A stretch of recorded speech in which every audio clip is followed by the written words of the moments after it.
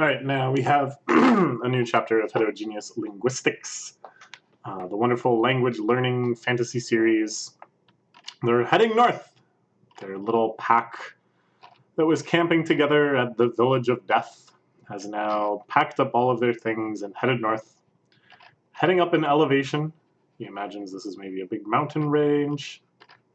Top of the rough terrain, the cold mist here robs you of strength. Walk, rest, walk. A puzzle. Walk, rest, walk. Walk going down, and then rest on the way up, which doesn't really make sense, and then walk on the way up. You think you understand something and realize you don't. The werewolf language that I've been using also has an older style of speaking as well. Hearing more of that style, which has been a struggle. So this is something that we encounter in language learning all the time. That when you engage with language, you're engaging with like a gigantic history that goes back often millennia. And you're taking basically a snapshot of the language as it is now, but that snapshot is actually just the top of a gigantic stack of further snapshots, and that at any given time, what you encounter might actually be in reference to something 500 layers deep rather than what's right on top. And that's pretty tricky. That's pretty tricky when you're learning even a human language where this sort of stuff is well documented on Wiktionary and things like that. But for a monster language, let's see. We gather foliage to set up a tent. Can't understand Kashu's directions at all. Stupid! Ground, bury, wood, cord. Stupid. So I think these little arrows are showing rising and falling intonation. So before, when he said walk, rest, walk. So the first walk, I think, is like to set the subject of the conversation, and it's on a falling intonation because it's not a question. Rising intonation on a question seems to be something that a lot of languages share. And I guess it's tapping into something like a universal psychology where when you're raising your voice, it kind of sounds like you want it to be resolved. You are expressing kind of an uncertainty, a reaching outwards. There's that kind of bridging feeling that comes when you affect your voice just a little bit.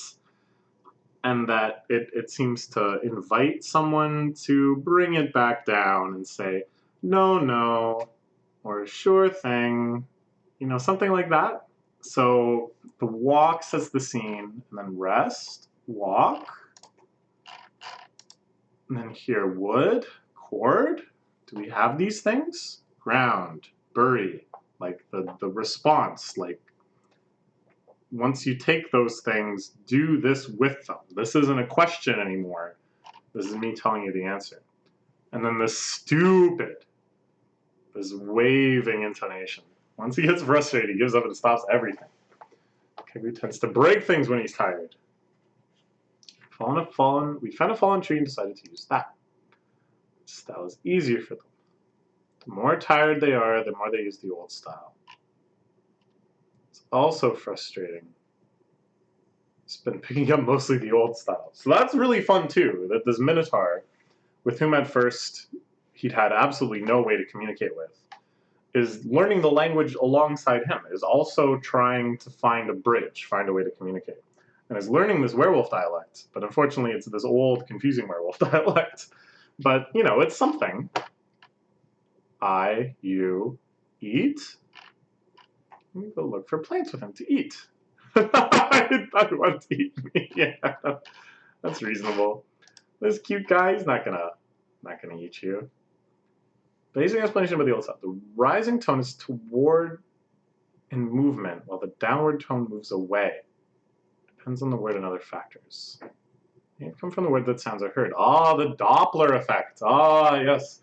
The Doppler effect where you perceive a change in pitch when something moves past you. like a car driving past. I actually hate that sound. I don't know why. But for some reason, when I become aware of the sound of traffic, luckily from my apartment I can't hear it, but from the office, you can hear the traffic go by, and it always makes that noise. It's very frustrating to me, and I cannot at all explain why, but whatever. In the vector, the subject can either become subject or object, so it needs a clarifying. Ah. Okay, I think I kind of get it. You're either saying that the thing said is the subject of the sentence, it's what's doing the thing. So rising tone is toward in movement, downward tone moves away. So you take me. You take... Let's look for more examples, I guess. I named a forage for food after leaving the village of death. Gathering edible plants. So we've gone with just these two. Werewolves and lizardmen will eat plants. We all react differently to food, we'll be careful. Probably even just shoving it in our face wasn't so nice. Eat. The rising tone means potential, able to eat. Eat. So later we'll eat. Not that we can't eat, but it's later is the lowering tonation here. Eat later. Moving it away gives it a different tense. How do I tell the difference? Gatherings we don't eat right now. To resting and eating, everyone started talking normally. Some full sentences. Remember when he said stupid? That's over now. Oh, how cute. He's a little ashamed at how hangry he was. He got a little hangry. He said some things he shouldn't have. He used that mocking, waving intonation. A fun one is that, did you know everyone always mocks in thirds? Like, ha, ha, ha, ha, you are so stupid. La, da, da, da, da, da, da, da, da, da, da. That's a third. It's for some reason like the mocking tone. So when he goes stupid, I imagine it being in thirds. But I guess it's stupid, stupid. That doesn't sound so right. But whatever. High elevation, I've heard it's easier to have angry dreams. That was the one people were mad at. I had a dream about the first werewolf language lecture where people criticized and ridiculed us. Ah. We never talked about old werewolf again. Interesting, interesting.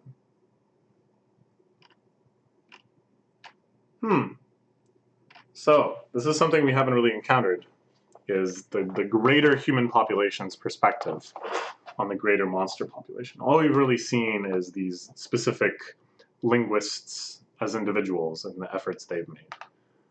But I wondered if there would be an element like this. Like, I wondered if this would be a plot point, that what they're doing is like controversial or considered strange. It certainly doesn't seem like there's a lot of them out there doing this. Smooth, still awake. Ah, good. Ah, how nice. They've become friends. Even though they had no way to communicate for so long. I'm gonna fight afterwards, so maybe I won't fight. You and me. You, me. Didn't understand, but it wasn't scary this time. Remind me of a classmate who would give heated speeches when drunk. He's worked up about something, but what could it possibly be? Ah, a new face has arrived. Another lizard man. This area is damp. It's a much better place. I'll begin talking to this new person. It's a person named Eve. Eo. Is it Eve? No, it's Eve. Okay. Or ew. Got dissonant answers for some reason, but the person calls himself ew. He's camping in this area like us.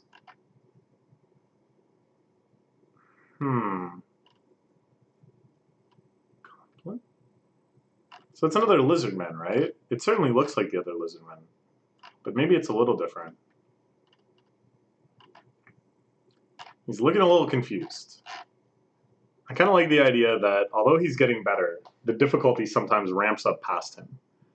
And that there's these situations where he's just like, oh my god, like what am I doing? Like soon I'm not going to be able to understand anything at all. That was much better built with branches tied together. Oh, a griffin. My companion is also ew. Okay, now he should be able to communicate with the griffin a bit, I would think. He's been able to talk with birds before. Ew. Oh, and that's it. All right. We will read the next chapter, so look forward to that tomorrow. And we can see if we can unpack the mysteries of these latest linguistic challenges. All right, good stuff. Thank you to Seno Soruto, Golden Rose Scans, and Your Welcome Scans, and everyone else involved in getting this manga to us in English. Unfortunately, even with all of the tools available to learn Japanese, compared to the scant literature on the wolf man's tongue, I have not puzzled my way through Japanese yet, and I require such things to allow me to read. So thank you. You're welcome, and Golden Rose. Okay, let's look forward to the next chapter.